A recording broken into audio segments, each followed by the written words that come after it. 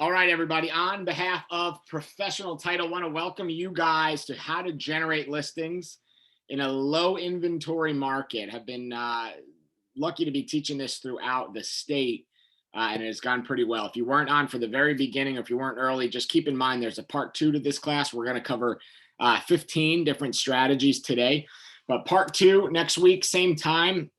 I want to make sure you guys are on as well because it gives you access to a free tool that we have for one of the strategies that we're going to talk about today. So if you're not already booked in for next week at 2, make sure you are booked on that.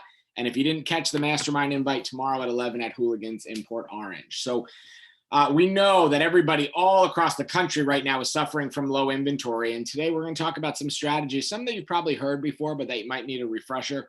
And some ideas that I know you guys haven't used. And I'm going to be honest with you, when I did this for a large group yesterday on Zoom as well, over 100. I was amazed at how many people just weren't looking at some of the basics and just, spinning some old strategies and actually getting them done. So the goal today is that everyone is going to leave here with an action step. And at the end of the class, we're going to go till right around 3.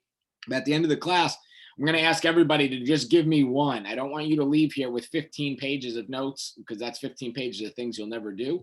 The reality of it is whenever we're on these classes, we're always kind of information overload. We write down a bunch of notes or think about a lot of this stuff, but we don't put a lot into action. So what I want you guys to do when I leave this class or at the end, I'm going to leave a minute for you guys to be able to type in the chat what action step you're going to take out of this and you're going to go put into play within 7 days.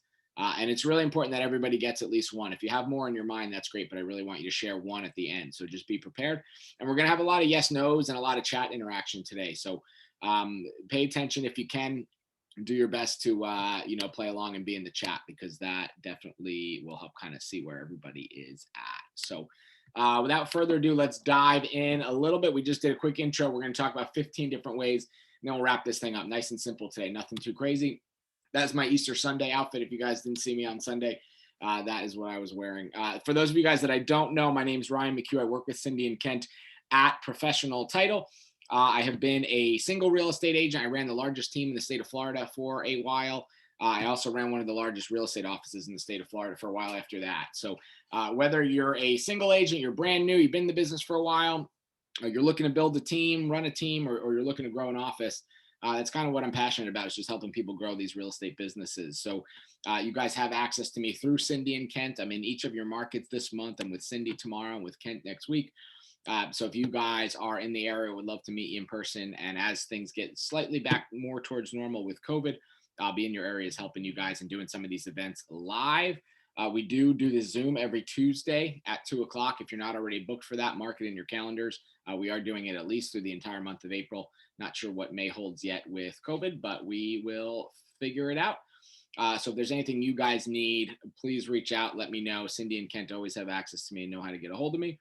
And if you're not already working with them on the title side, we would appreciate the title business for sure. That's how I get to come down here and do this, is by, working with you guys to help drive orders. So we believe that if we help you grow your business, you guys are going to do the right thing and send us some of those deals back at Professional.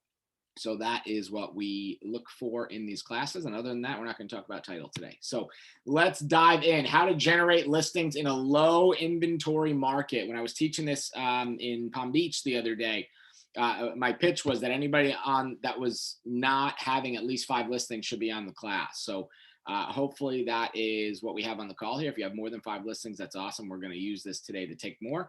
And if you don't, we're going to use this as a strategy to kind of get you there. So number one, I just want an honest assessment, because this is the oldest one in the book, but I want an honest assessment. Type in the chat if you are calling expireds, canceled, and withdrawns regularly. And for me, regularly means I would say at least 100 attempts a month, meaning you try to talk to at least 100 expired, canceled, or withdrawns a month. So if you're doing this regularly, I just want you to say yes in the chat. And if you're not doing this regularly, I just want you to say no. And don't worry about what your answer is. I'm guaranteeing 95% of people are going to be no. So I'm just very curious to kind of test it out if we have any of the crazy people that call expireds every single day. Let's see. Bunch of no's. Got one yes. Good job, Holly. Cindy, good. Setting up a program to do that soon. Good.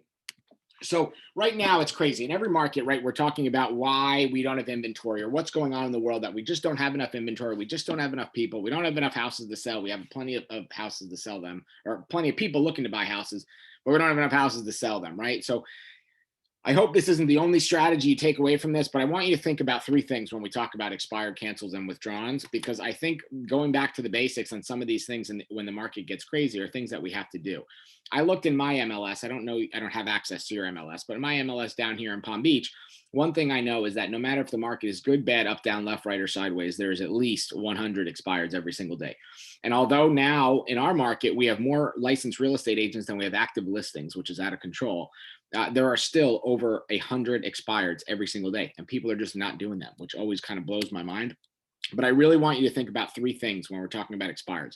Number one is the current one. And we just looked on this call and we said, okay, we have 24 people on the call. I think we had one yes out of everybody on the call. There was one yes and one preparing to do it. So two out of 24. So what is that? Like 10%, right? Not even 5% of everybody on the call is doing that. And I will just tell you that is a real live look at your entire marketplace as well. It'll be less than 5% of agents that are actually making any of these efforts at these activities. But I want you to think about the people that are expireds now first. We're going to talk about number one here first. The now expireds are so important because these people have already raised their hand, one hand, and said that they want to sell, and they've raised their second hand and said, yes, they're willing to pay realtors. So if we're not taking advantage of this, we're just missing out right off the bat. So if we're not hitting expireds regularly, this is something that we should be doing. And if you're just so busy, you don't have the time, you don't want to do it, you don't like getting hung up on whatever, hire someone for close to minimum wage or a bonus per appointment, or maybe even a VA, just to stir the pot in these expireds as often as you can, because these people, again, both hands up, right? They want to sell and they don't mind paying a realtor. So it's price, it's condition, it's showing, it's availability, it's marketing, whatever, almost always price, right? But we have to look at that and say, okay, however many current expireds are out there, these are opportunities for us.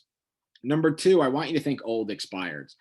Because what happens is, people go to training classes or they hear some crazy guy talk about doing expireds, and they'll do it for a day or 2 days or 5 days or a week, or some of them will be really ambitious and do it for a month, but then they'll stop, right? And they just won't look back. Right now, old expireds in our market, the agents that I'm working with down here, are the absolute hottest ticket to a new listing right away. And they're looking at expireds. Some people are going back 10 years, because 10 years ago was the bottom of the bottom. But the expireds that are doing really well are the ones through from 2017 through about 6 months ago, because all of these expireds, these people recently had a need or a want or a desire to sell. We know the rates right now are lower. So although we're not at that absolute all-time low anymore, we're still at historic lows, but we know the rates are lower. So if they're looking to move on to something else, they still have a great opportunity for income. These people, again, raised their hands before and said, yes, they wanted to sell. Yes, they're willing to pay a realtor. And we know if they expired in the last 4 years, their house is worth more now, period. Like there's no world in which their house is not worth more right now. And with the opportunity of least amount of time, least amount of stress, highest amount of money, we have to look back at these old expireds as opportunities and realize that no matter what we think in our head about how annoying it is to call people or do expireds, we really can help these people. And there's a really good chance that we can help them do better than they thought. So when I used to run a real estate team, and we would do 45 to 50 closings a month regularly for a real long time. And one of our sources we had inside salespeople calling was always old expireds. We never even bothered with the new expireds because that was what everybody else was hitting on that morning. We would always call the old ones. And one of the key things that we would say is just, hey, it's Ryan over at XYZ Realty calling about your house at 123 Main Street. Do you still own that house? And they'd say yes or no. If no, great. I'm glad you were able to sell it and move on. If they say yes, which they do 75% of the time, it's Ryan calling over at XYZ Realty, calling about your home over at 123 Main Street. Do you still own that? Yes. Well, we saw back in 2018, you were thinking about selling that. And I just wanted to check in if you've revisited selling in today's hot market. We know we can get you more for that home now than you ever thought possible back when you tried to sell. Is today at 2 or tomorrow at 4 a good time to pop by and discuss the value of your house, right? Nice and easy script, but with old expireds, they're not getting hammered every day, and you have the ability to help them. In some markets, the market has gone up 10% in 1 year. So even if they expired a year ago at the beginning of COVID or a little bit before, they've gained whatever pay down equity they've gotten, but they've also, kind of artificially inflated 10% of their value as well. Plus, with the market being crazy and people going over asking, perfect opportunity there. The other thing I want you to look at is rentals, and we're going to talk more in depth about rentals later. But I think people make a mistake of ruling out rentals. And for right now, we're just going to talk about expired rentals.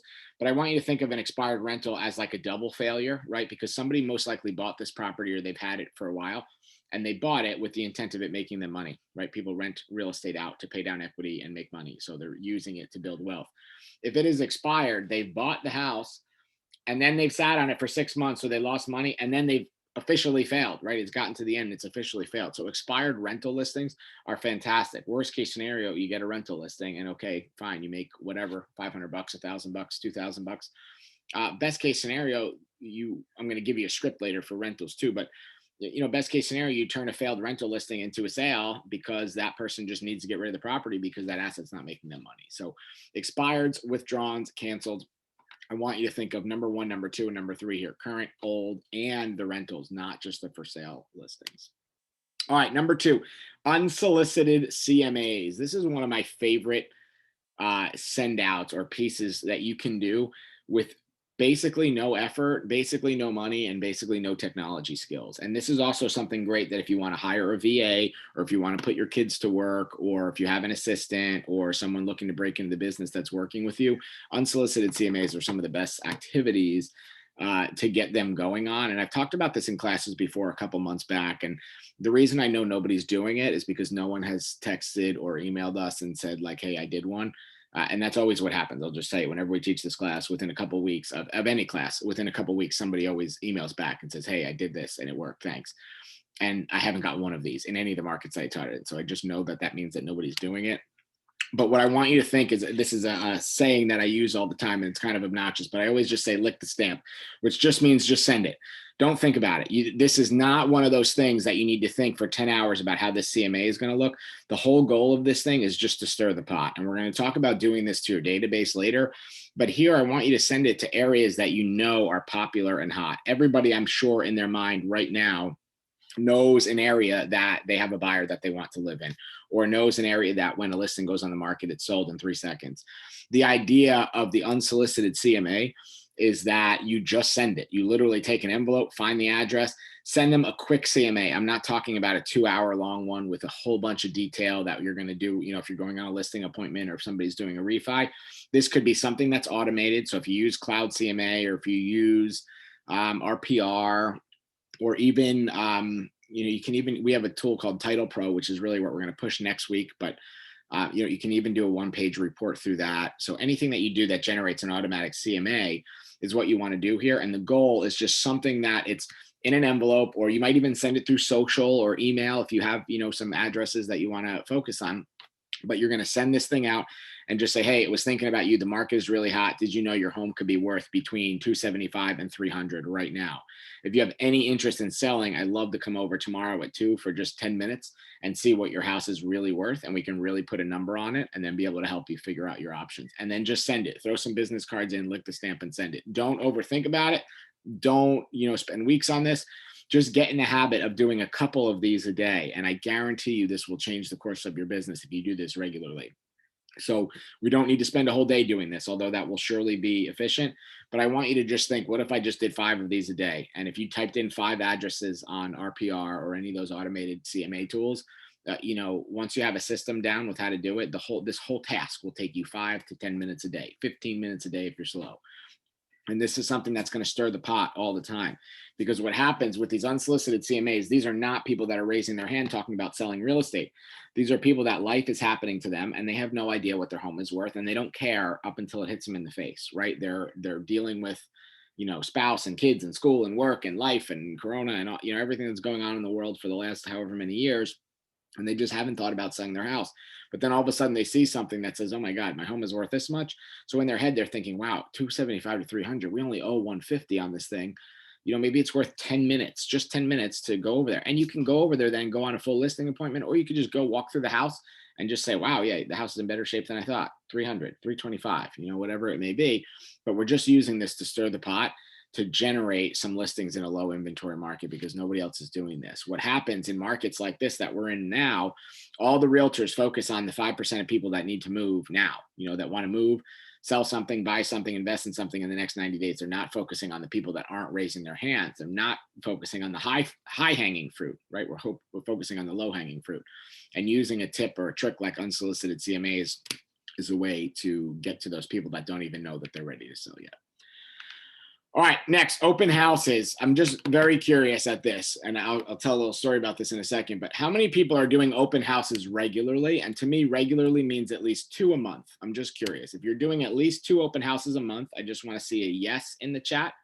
If you're doing 1 or less than 2 open houses a month, I just want to see a no in the chat. So if you're doing 2 open houses or more per month consistently, I want to see a yes. If you're doing 1 or less, I just want to see a no, just so I can kind of see where we're at. I always kind of tell this story. When I first got into real estate, I got licensed at 21. I worked for a company called Weichert. I don't even think they exist anymore down here. They're very big in the Northeast, like in New Jersey, Connecticut, New York. And you had to sign a contract when you started with Weichert that you would do 2 open houses per month minimum. And if you didn't do that, you were on a probation for 1 month. And if you didn't do it a second month in a row, you were fired. They would release your license and move it out. And I realized part of it was because they wanted to paint the town yellow and get everybody talking about Weichert. But part of it was they knew it was a proven path to success, right? And some of you have done some of my open house classes or workshops, and you know how much I believe in these. But what I want you to really think about with open houses is that this is the first audition for you to be a listing agent.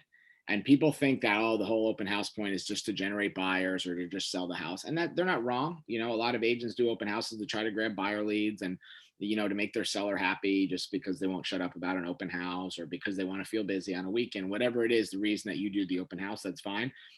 But the truth is, a high level open house is the first time you're auditioning to be a listing agent in that community. And what happens is when you're doing an open house at 123 Main Street and XYZ realtor from another company is doing it down the street, and yours has 50 signs, 2 big flags, a red carpet, a velvet queue rope, a popcorn machine, 10 listings on the back of the door, iPad presentations, the doors locked in between every couple, and a line around the block, and the house down the street has none of that and has no people. The person that is across the street that's peeking out their blinds the whole time, that you keep seeing the blinds ruffle and the door open in between the open house, they're looking to see who the heck that is and what the heck they're doing, so that when they go to sell their house, they want to work with that person that's doing the crazy open house. And yes, we're always going to generate buyer leads out of open houses, but the people that do open houses at a high level really use them to generate seller leads, because they'll do all the activities that go with an open house, which means knocking doors, 50 or 100 doors around that open house before the open house. It means they're making phone calls. They're doing circle prospecting in the area of that open house, sometimes a week before. They might be doing a broker's open to drive some traffic on a different day, maybe some different marketing, crazy signs, the blow up inflatable cactus guys that wave their hands around like crazy. So if you're not doing open houses consistently, I just want you to realize this is an audition to be a listing agent. One of the issues I always hear is that, oh, I don't have any listings. So I'm going to give you 2 pieces of advice on how to find these. Number one is, in your MLS, you have a section that says My Office Listings. And these are all the listings that your broker has or services. So if you're an agent at XYZ Realty and there's other agents also at XYZ Realty, that broker has more than one agent, which means there's more than one listing. So you can go in there at any time and see all the other listings that are available. And those are usually your first spots to reach out. And second, we always used to strive with out of area open houses. We did really well with them. And, I don't know the geography by you as much as I do by me, but we would do like our board has a bunch of different towns in it. And from one end of what our board covers to the other end, it might be an hour. It might be 90 minutes even in some conditions. And we would realize, okay, well, this agent has a listing all the way on the east side of town and they live all the way on the west side of the town. And on, a normal day, they're not going to drive over here and do this open house. Or for us in Palm Beach, we share listings with Miami. So the Miami agent isn't going to regularly come up here. So I want you to look in your market and think of that. And it might be designated with a different prefix in the MLS, or you might know it's a company that's not in your area, but it's a simple phone call and just say, hey, Joe Smith, it's Ryan over at XYZ Realty. I saw that you have a listing over at 123 Main Street, right in my neck of the woods. It's vacant, and I didn't see an open house registered this weekend. I was just wondering if you would mind if I do an open house for you this weekend. And like 95% of the time, they're going to say yes, because as long as they're not planning on doing it and they don't have to deal with the sellers, they don't care. It gives an opportunity to sell that house. So What I want you to keep in mind is in either of these, the my office listings or the out of area situation, the goal is for you to actually be successful with this is you have to set the listing agent up for success. If you just call and say, hey, I want to do an open house, what do you got? It's not that they don't want to help you. It's just that they're busy and doing everything for you is not the absolute top of mind. But if you call and said, hey, Scott, it's Ryan over at XYZ. I saw your listing over at 123 Main Street is available. It's vacant and there was no open house booked. So what I'd like to do is do one Saturday from 1 to 4. Number one, do you mind? And number two, could you just throw it in the MLS for me so it syndicates out to everything? I'll do all the marketing. And Saturday night when I get home before I go to bed, I'll call you with all the feedback and just let you know. That way you can forward it along to your sellers. He's going to say yes every time. And it's a nice, easy listing to be able to sit at for you. And then when you develop that relationship with that agent that might not be in the local area, or maybe is in your broker and is just too busy or doesn't care to do open houses, then you have a pipeline of open houses forever. And you have the opportunity to audition to be a listing agent every single week. So when the neighbors walk in and they're the nosy neighbors and they say, oh, I'm just looking, I live down the street. Nobody bothers with their day, especially in COVID times, to just go hang out at other people's open houses, right? They're looking to compare value, to compare design ideas, or because somewhere down the line, they're going to be a buyer or a seller and they want to interview this agent and find out what is this agent doing differently? And are they someone that's a candidate to be my realtor? So open house is definitely a huge tip. Moving sales, estate sales, and garage sales. This has always been a way to find listings and a way to attack. It's a little bit extra work, right? It's one extra step, but what you have to think about is look at these in your area. They're on Facebook Marketplace every day. They're on Craigslist every day. We see signs for these things every single day. We get email blasts for these every day. They're on Nextdoor, all the neighborhood apps. They're on these things every single day. And these are great opportunities where people are putting their hands up and saying, yeah, we're preparing for something, right? So obviously a moving sale, they're moving. An estate sale, they're clearing that thing out so they can get as much money as possible so they can have the house empty to sell it.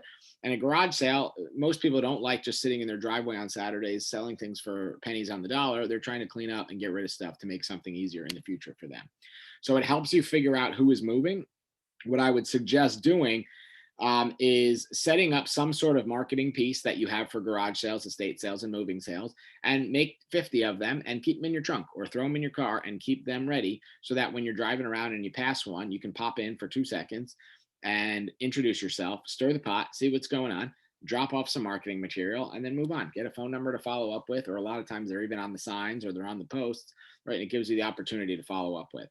If you really look, and I know now this weekend because you're looking, I guarantee you everyone will see at least one of these this weekend. It's like one of those things where if you're not looking for a garage sale, you don't care. But then when you start paying attention to it, you'll start seeing them everywhere.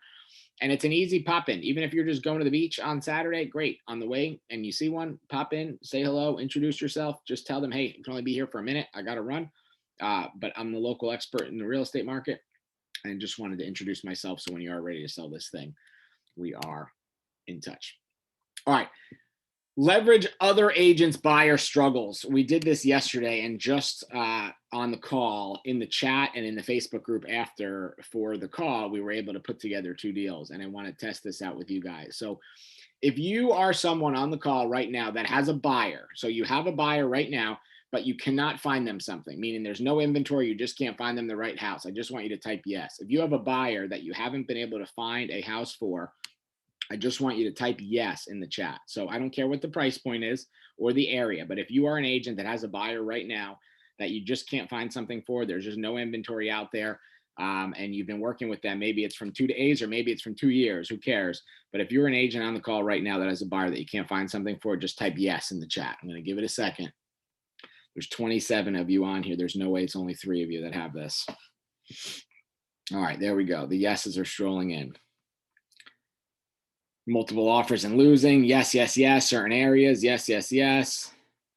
So here's what I would suggest. If you're somebody that's ambitious on this call, I would go into the chat and write down all of those names. And then I would call them after this call or private message them or slide in their DMs or whatever you do and say, hey, Savannah, tell me about the buyer that you have that you can't find something for. And she's going to say, well, I need a 2-2 condo on the beach or a 3-2 with a garage in whatever area, whatever it is. And then your job is to go the other direction and find those things. And when you find that property, you can use the tax records. You can use our tool, Title Pro, which we're going to roll out for you guys next week. You can go door knocking. You can do some circle prospecting. When you find that listing, you have a slam dunk. And when you're calling that listing or talking to that listing, you can just say, hey, It's Ryan over at XYZ Realty. I'm working with a pre-qualified buyer for an agent that I've known for a long time and I really trust. And she said that this family is looking for a 3-2 with a garage in blah, blah, blah town. If you're thinking about selling, I know we can get you more now than you ever thought you can get for your house. And the best part is you don't need to show the house. You don't need to clean the house. You don't need to throw it on the market. You don't need to do anything. You just need to let me make an introduction and we'll do one showing and we can get this thing sold. And you can use this as a strategy to be able to piece together deals that you never would have pieced together. And it's the easiest transaction because you have the other realtor on the other side who now isn't competing. So in that example, if I do that for Savannah, she's going to be happy about that because she's not competing. You have your seller who doesn't have to deal with being out of the house and having 65 showings in one day. And you have us to help you with title, where it's going to be a nice, simple, easy transaction to get you all the way through this deal. One of the things that we always used to do on our team is we had a big board and it was always just called the opportunity board. And one half of it, the left side, was all sellers and one half of it, the right side, was all buyers. And these were people that said they would sell if, or they would buy if. And we would just write down seller one, they would sell if they got 225 in whatever area. Buyer one, they would buy if they found a 2-2 on the beach for this price. And we would just pile all those down. And then our inside sales team would just go to work on those lists all the time. Whenever we needed a listing or a buyer or a deal to get put together, you can just go to work on those. For those of you that are on this call, there's 27 of you on the call. You have in here 1, 2, 3, 4, 5, 6, 7, 8 people at least that said yes. I know there's at least 8 people that are still sleeping and a couple of people that are just not going to answer no matter what I say. But you have to look at this and say, okay, I'm going to reach out to every one of these people, find what it is, and then I'm going to go find those listings. Right? And you have the easiest partnership, easiest deal you're ever going to do in your life. And the truth is, in every market, there's buyers agents struggling, but right now it's absolutely worse than ever. So figure out who has buyers for which they just cannot find inventory and partner up with those people. And it is the easiest deals you're ever going to put together. These off-market deals are happening all the time.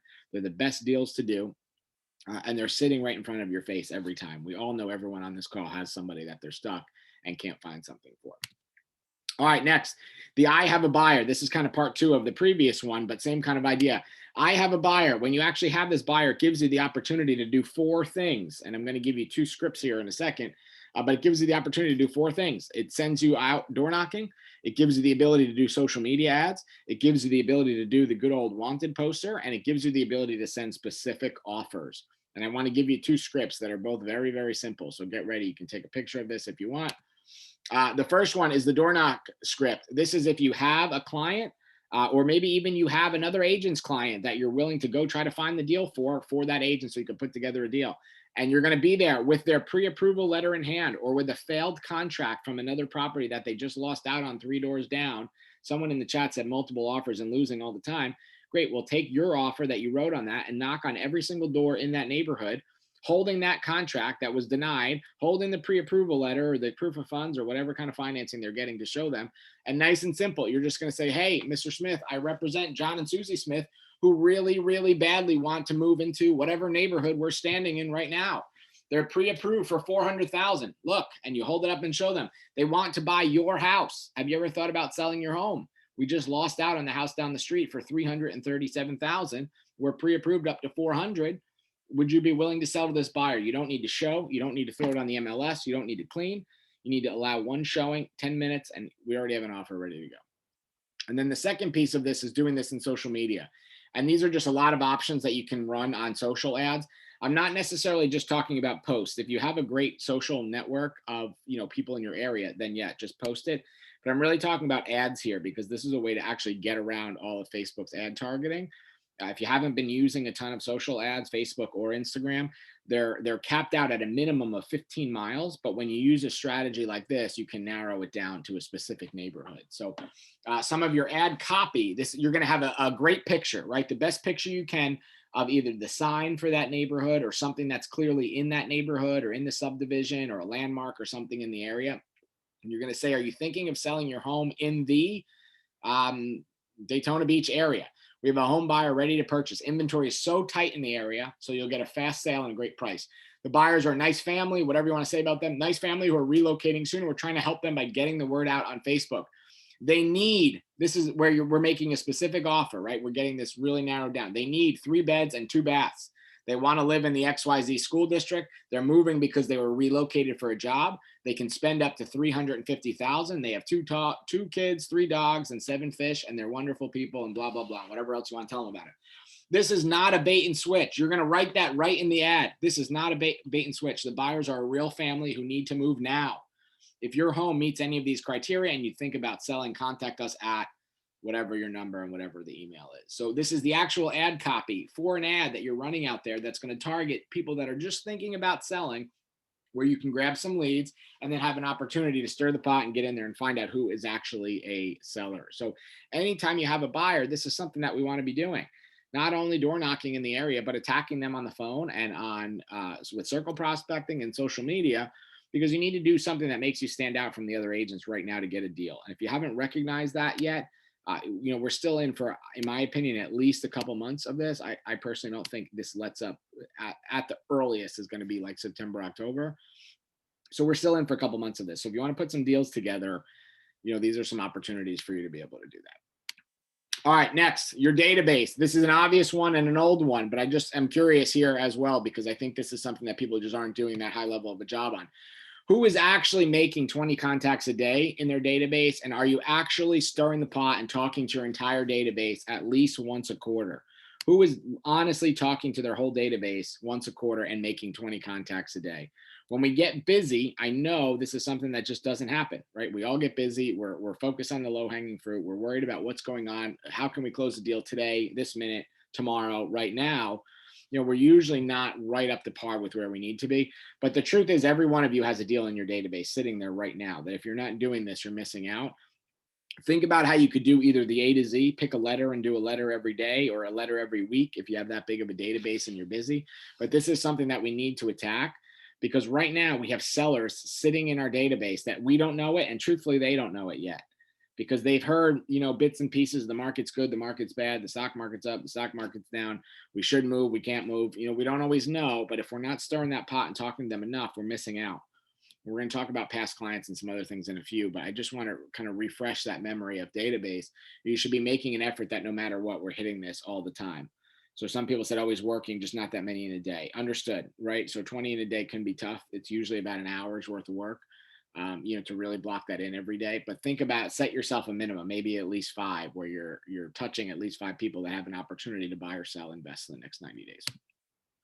All right, FSBOs, one of the age-old fun ones that I know people don't love. None of us really love FSBOs, but if you're going to do FSBOs, I want you to just think of 3 things.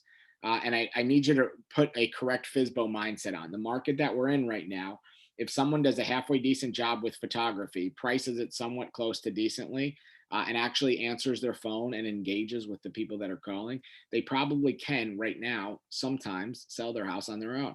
And you need to be okay with that. Some will, some won't. So what next, right? We just keep moving on.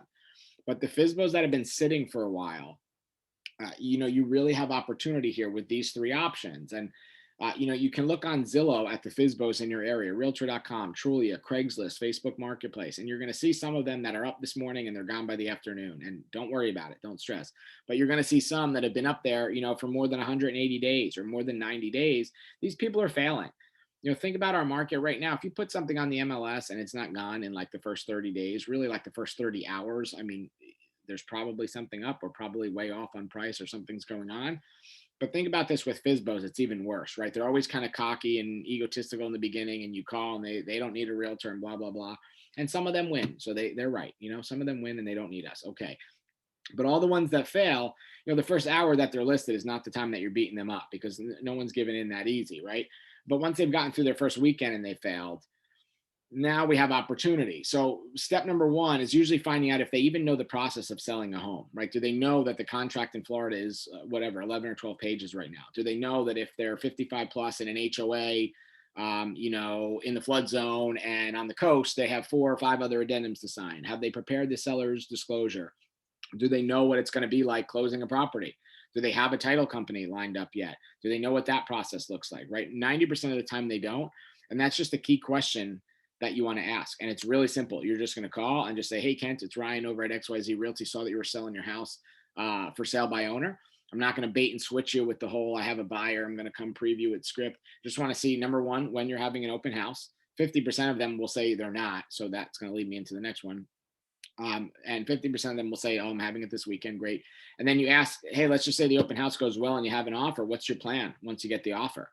And you will find out very quickly that a lot of FSBOs, that's where they fall apart. They're going to say, well, I don't know. I didn't think about that. What do you mean? What's my plan? Well, have you selected a title company yet? Have you connected with an attorney? Are you aware of the contract? Do you know all the addendums that you need? You know everything that you need to do to make sure that sale of your home gets taken care of properly and nets you the most amount of money in the least amount of time with the least amount of stress? You're going to get questions right then, and you'll be able to do good. Second piece is the unique offer. So what are you offering them that's unique? So when you ask that question, hey, when's the first open house? If they say never, or I'm not doing one, or screw open houses, they're stupid, you're going to say, hey, look, I got a proposition for you. Let me do an open house this weekend. I know that I do open houses at such a high level, and I understand you don't want to pay me. I get it. So I'll make you a deal. If I do an open house this weekend and the buyer walks in during that open house and you really don't want my help and you really think you got this on your own, I'm going to refer you over to Cindy and Kent at Title. They'll get the deal closed for you and you don't have to pay my commission. However, everybody else that walks in the door, if they're not a fit for your house, I'm just going to take them. And that will be my, reason for doing this. And that'll be making this a win-win. So I'll draw some extra traffic, get some extra eyeballs on your property, get some more boots on the ground in here, and connect you to someone that can facilitate a closing. If you're just absolutely not going to pay. But I get the other opportunity to work with all the other people that come through the house. We know that something, I don't know what the exact stat is, but I know it's less than 4% of people actually buy the house at an open house, right? So we shouldn't be too worried about that, but it's giving us an opportunity and a unique offer to them. Then if that one doesn't work, you also have the opportunity to go back and say, listen, I was willing to do this for free and work for you for free. So imagine what I'm going to do when you're actually agreeing to pay me, right? And it gives you an opportunity to step into, an actual listing relationship. And then the third one is show them the money. And what I mean by show them the money is look at the FSBOs in your area. And I will tell you, for years, I've done well doing flips like this. Is I can't tell you how often something comes up as a FSBO in our area and it's priced wrong, which we all are familiar with, but it's priced wrong the wrong way, meaning it's priced way too low. I cannot tell you. We all know that FSBOs price high pretty regularly, right? They price way too high, and that's normal. But you would be surprised how many price low. And then instantly people think, all right, something's wrong, or what's up with this? And you have the opportunity to be able to generate a transaction that essentially costs them nothing and maybe even helps them net more money while still paying you. So an example I always think of is one of the last flips we did. There was a property listed on Zillow for 145,000. I knew every day of the week, even in the state that it was, that thing was worth like 175. And when I'm talking to the guy, he said, you know what? I just didn't really want to deal with it. I thought maybe get rid of it, blah, blah, blah. And we were able to say, listen, make you a deal. Our commission on something at around 150 would be roughly 4,500 bucks. Let us market the property. We'll spend all the money and we'll do a conditional listing agreement where if we sell it below your price, we won't get paid. And if we sell it at or above our price, we get paid. Which they basically have nothing to lose, right? And you can do a very, very, very short listing agreement. This could be in the unique offer section as well. You could do something for a month because right now, if you put something on the market, if you price it right and do a decent job, you don't need a month. You barely need a day, so you have the opportunity to gamble and you're betting on yourself a little bit. But you're also betting on how crazy the market is right now. It's an opportunity for you to do that. So dive into your FSBO market and look and just analyze for a couple minutes and see which ones are priced incorrectly. We know there's going to be a bunch of them that are high, but we also know that there's going to be a bunch of them that are priced low. And it gives you the opportunity to just say, hey, we're good. We have an opportunity to make some money here. All right, next. Let me click again.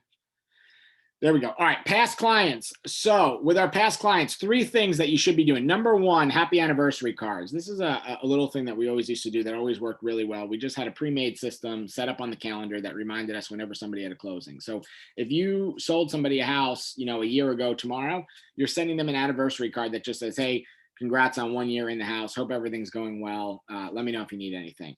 And you always want to slip in there a little CMA. So CMA is the second part kind of, but you always want to slip in there a quick CMA and just say, hey, I know you bought the house for 150. Guess what? It's worth 175 now. Congrats on your equity.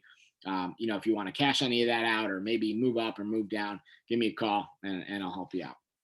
So an easy way to reconnect with clients, even for those of us that aren't good at it, right? In general, realtors are not that good at follow-up. I understand myself too. However, a system like this where you're just sending out those happy home anniversary cards once a year. It's nice and easy. You can do it with tenants, you can do it with purchasers, you can do it with investors, you can do it with anybody. But you're just trying to acknowledge the fact that they've been in their home or they sold their home a year ago, and that you appreciate them, and it's worth the stamp and the card and the note. The CMAs always help, right? We talked about the unsolicited CMA before. The unsolicited CMA is great, even if it's not on the home anniversary, because it gives you the opportunity to connect and share value. But the third piece of this is really analyzing and showcasing. And what I mean by that, it's kind of the example I said in the beginning with the happy anniversary cards. When you look at someone's house and you sold it to them 3 years ago, and maybe you haven't followed up, so maybe this is the first year you're going to do it, but you sold it to them 3 years ago, for 175,000. Now they've been in the house for 3 years, so they're doing some pay down, and the market in a lot of places is up over 20% in those 3 years, right? 7, 8, 9, 10% a year. They might be up 20, they might be up 30% since you sold them that house. Send them a quick CMA with some highlights on it and some stars and some markings and some emojis and whatever the heck you need to, whether it's digital or on paper, and just say, hey, remember we bought the house for 125. Now we know it's worth 165. And then analyze that and say, what does that mean to them? So that means, great, you built some equity. Maybe you have the opportunity to refi, but you want to also showcase to them what their options are. So for some people, that 50 or 75 grand of equity means they could sell this property, put that as a down payment on something else. They could do a move up because money is cheaper, right? The rates are cheaper than they were 3 years ago. And they could still be realizing the same payment, but they can move up because they're using their equity. They're using free money that you help them achieve to be able to move up into that next range. So in that example, they bought the 150 house. Now they have 200 in equity. That 50,000 less fees and costs, I get it, 35, 40,000, they could put that down as the next step up. Maybe it gets them into a 250, which gives them an extra bedroom, a better view, a better location, whatever it may be. And because of the cost of money and their larger down payment, now they're able to put 20% down. Maybe they've saved some money along the line, so they've been able to put even more money than that down. Rates are low, their credit's good because they've been paying. So they get into a larger house. So you get a sale and a purchase. They get into a larger house, likely at the same or very, very close payment. So you're helping them move up or move down or actually really use that money. So reach out to those past clients, send them the anniversary card, send them the CMAs, but analyze their situation and just showcase the options. You don't need to push them into it. But if they do say, hey, that might be interesting, great. What's better, today at 2 or tomorrow at 4, so I can come see what the home looks like since I haven't been in it a couple of years, and show you a couple options that might work for you to be able to move up or move down or move to the beach or move wherever they're going. All right, next, circle prospecting. Write these down. There's 5 reasons that you should be circle prospecting on every single thing that hits the MLS, whether it's yours or not. Ideally, we want to start with our listings, our broker, our team, but 5 reasons to be circle prospecting that I know not enough people are doing, but the people that are cashing in on this big right now. Number 1, just listed. So anytime a property is listed, you're calling around and saying, hey, it's Ryan over at XYZ Realty. I don't know if you saw, but your neighbor, the Smiths, hired our team or our office to sell their house over at 123 Main Street. We just threw it up on the market at $325,000. I was just curious. Now that this thing is up, do you know anyone looking to move into the area, maybe from work or church or school or activities, that would love to be your neighbor? We know that people like to pick their neighbors, and this is your opportunity to do so. Number 2, price improvement. Number 3, open house. Number 4, under contract. And number 5, just sold. So 5 easy reasons to make a call on every property that hits the market or every property that you are working on. And we're going to call all the houses in that area. So everybody that's in the same subdivision or everybody that's on the same street or the 200 that are closest to it. You can door knock for all these reasons as well, but circle prospecting is a great way to, just see who's out there, see what people are thinking, and be able to get yourself some listings. Next, farming. I just want you to think of 2 things. Some of you have been on my farming class. If not, we'll be doing that again at some point this year. But I want you to think geographic versus psychographic. A lot of people have a farm area, which is geographic and it's physical. And ideally, they should be circle prospecting, which is the last one that we're talking about. But I want you to think psychographic as well. These are the people that are first-time home buyers or second home purchasers or golf community buyers or beach condo people or whatever. They're a certain type of people, or they're a certain kind of mindset, or they are all in a certain activity. If you don't have a farm already, I think you might have missed it a little bit, but you still have opportunity now. Whenever the market or the world is in a state of distress or something crazy is going on, the people that build farms in that time, they never really lose that action, right? Because those are the people that help them when the times are bad. And that's how you really grow a farm. So if you haven't been doing that, I think that's something that you want to focus on, looking forward and kind of coming up here. All right, next, real estate investors. If we haven't talked about real estate investors or you don't have these in your network, I just want you to talk to and think of them at a certain time. Some of them ran into a lot of issues throughout COVID, right? In a lot of cities, a lot of towns, a lot of areas, there were huge issues with permitting and zoning and things being days, weeks, months, now even a year behind. So some of them might have ran out of money or might have got into a situation where they just need to clean out and get out of there. Have they ran out of money? What do they want? What are they looking for now? And who has what? Meaning who's sitting around on a property that's a failed rental or a failed renovation or something that they're underwater on that they just need to get out now. Everybody in the world is making it look like real estate investors are all doing great right now. And the truth is most of them are. But there's plenty of people that dipped their foot in on March 15th last year. And then on March 16th, the world went to hell and so did their real estate investing hopes. And they still haven't gotten out of them. So if you have real estate investors in your network, reach out, see what's going on with them, and try and create that relationship or drive that relationship further. Rental listings. We spoke about this one a little bit earlier, but what I want you to do is something very similar to this. This could be the expired rental listing. This could be the Furbos, F-R-B-O, for rent. It sounds like a toy or something, a Furbo, the for rent by owner. You're just going to reach out and say, hi, my name's Ryan at XYZ Realty. I saw that you have a property for rent at 123 Main Street. I have a question. Would you be interested in selling it for top dollar in as is condition? So it's an investor, right? So top dollar gets them going, and as is means they don't need to spend any money. They don't need to do any work.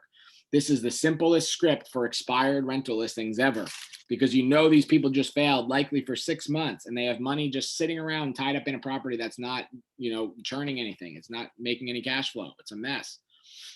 And this works really great for Furbos as well. Anybody that's failing in the Furbo space, the for rent by owner. All right, find the distressed. 3 options that you want to be looking into right now: pre-foreclosure, short sale, and forbearance. Now, I know we're actually a little bit ahead of this, but what I want you to understand is how important it is to master the market of the moment. And although, foreclosures and short sales have been held off on, right, and the eviction moratoriums and all this stuff, at some point in our world, people are actually going to have to pay their bills, right? We don't know when that is going to be, but at some point, people are going to have to pay for things. And when that day comes, the last number that I've heard is that in Florida, 9% of mortgages are behind, are in forbearance, or are in a mess. And half of them surely are going to have plenty of equity and just get out or get some creative financing or just catch up. But we're going to see 4 to 5% of people throughout the state need to go with one of these options or be in trouble because of one of these options. And I will tell you, in South Florida here, we are already really seeing this on the forbearance side, because what we're seeing happening is some people haven't made payments for a year right now, right? Or even 14 months in some cases, haven't made a payment. And now they're behind on a couple of things. So not only are they behind on their loan, which I truthfully, genuinely think most of the banks are going to do the right thing and just let them throw that on the end of the loan, and it's not going to be that big of a deal. But they're behind on 2 major things that everybody forgets about. Number one, actually could be 3 things, but number one, homeowners insurance, and number 2, property taxes, because they haven't paid for a year. So they haven't been allocating money into escrow to cover this. So now all of a sudden it's April and they owe property taxes. And, at some point over the last couple of months, they've owed homeowners insurance, and all of a sudden they don't have any money. So they just say, it doesn't matter. I'll just refi and catch up. Well, guess what? They can't, because they haven't made payments. To prove you are able to refi, most lenders are going to require 6 months of proven on-time payments. Some it's going to be 12, some it's even 2 years to prove that, yes, you can refi. So their plan in their head to get out of this isn't going to work. And most of America right now doesn't have enough money saved up to cover those property taxes, right? 2-3% of the value of their home. They don't have enough money to save up or saved up to pay their homeowners insurance. So they're going to be in trouble. So what I just want you guys to think of right now is, again, I really do think we're a little bit ahead of this, but mastering the market of the moment is one of the most important things you can do. And usually, just like in anything else, first to market is the one that does the best. So if I were you, I'd be learning about these things now, about pre-foreclosures, about short sales, and about what's going to happen with forbearance. Learn how you can help these people, what their options are. Most of the time it's sell or refi, right? That's pretty much always what it is. And most of the time, truthfully, it's sell, because if they've gotten into one of these, they usually don't qualify for a refi. So I would start mastering that moment now, and I would start putting out some marketing for that now. And it could be very simple, right? It could be a house underwater as the picture, and just say, are you worried about forbearance, or do you feel that your home is underwater? And start having those conversations when you can get ahead of the curve. Start learning this stuff now, because there is going to be a time somewhere in the near future, maybe in 3 months, maybe in 3 years, who the heck knows, but we're going to get hit by a wave of these. I don't think it's going to be as bad as it was in the past, because loans in general have a lot more checks and balances, and value is really there right now. However, I just want you to think, if you want to start generating listings, especially in a low inventory market, find the people now that know they're at the risk of short sale and foreclosure, or know that they're in a mess because of forbearance and they can't get out, and give them the option to get out right now when they can still end up whole. They can still end up on the good side. And for a lot of them, they can end up with equity, right? And if they have to rent for a year to rebuild their credit, it's not the end of the world. All right, last but not least is data. And this is really what's going to lead us into next week. So this is kind of just a teaser for next week, but uh, a couple of things that are really important right now that we are doing with people that are really crushing it with this data. Number one is the empty nesters. These are the people that bought houses years ago. Their children have now moved out. They have too big of a house, and they have equity, right? They have a ton of equity that is going to let them cash out and move to something smaller, which means listing for you and a purchase. Upsize and downsize, same thing, right? Either they bought a house 5 years ago and they've had kids or grown their family or whatever, and they're out of space, or the downsize, same thing. They don't need that much space, or they're moving down. The PMI fall off people are really great right now. If you don't know what that is, basically, if you buy a house with less than 20% down, you have PMI, which is private mortgage insurance. What's supposed to happen is when you get to 78% loan to value, it's supposed to automatically fall off. If you have conventional, if you have FHA, it's on it for the life of the loan. But the bank is not exactly in a mad rush to make sure that it falls off, because they're getting a couple $100 extra a month. And a very easy call that actually did some of these with lenders yesterday is just, hey, it's Ryan over at XYZ Realty or at XYZ Lending House or mortgage brokerage, whatever. Just wanted to check and make sure that your private mortgage insurance came off your payment.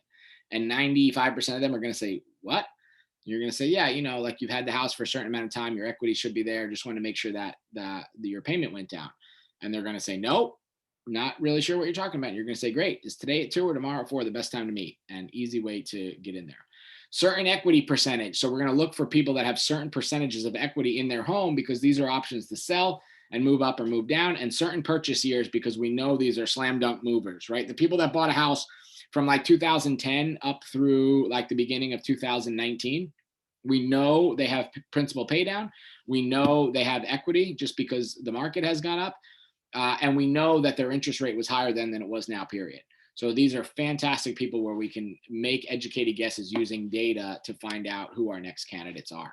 And this slide is what the whole class is going to be about next week. It's going to be how to use these, how to find these with the tool that we have that's totally free. So if you're interested in that, Cindy and Kent will get you guys the links for 2 o'clock next week as well. So in summary, we need to think a little bit outside the box, and some of us need to just go back to the basics to try and grab some of these listings so that we can sell them in this crazy low inventory market. If you want the replay, reach out to Cindy and Kent. I'm going to do my best to get it out tonight, but if not, it will be by tomorrow for sure. As always, thank you guys for your business. We appreciate it. If we are not working with you yet at Professional, or if you're not a client of Cindy or Kent's yet, please let us know what we can do to earn that business. Those of you that we've been working with already and for years, we appreciate it. Let us know if there's anything we can do for you. Kara, thank you as always for the slides. We're going to talk about some of our tools next week. One thing I want to do before everybody bails out, actually 2 or 3 things. Number one, if you're not already in my private Facebook community, I'm going to type the name of it in the chat, and you are going to be able to go onto Facebook, find it, and request access, and I'll let you in. And the other thing I want to do is find out what your action steps are. We already talked about what's coming up next week. So before we disappear here, I want to hear some action steps before I let you guys go. And I hope you guys don't just go run away. I know some people already did, but I just want to know an action step, and I'll help you elaborate on it or work with it. If you got to go, I know we said 3 o'clock, but throw a action step, what you're going to do in the chat, so that you have something that someone can hold you accountable to actually moving forward. We went over 15 different strategies today to generate listings. You guys were on this call most likely because you don't have enough listings, right? Because if you did have enough listings, you probably wouldn't have spent your time here. So I just want to hear what your action steps are and what you know that you can take advantage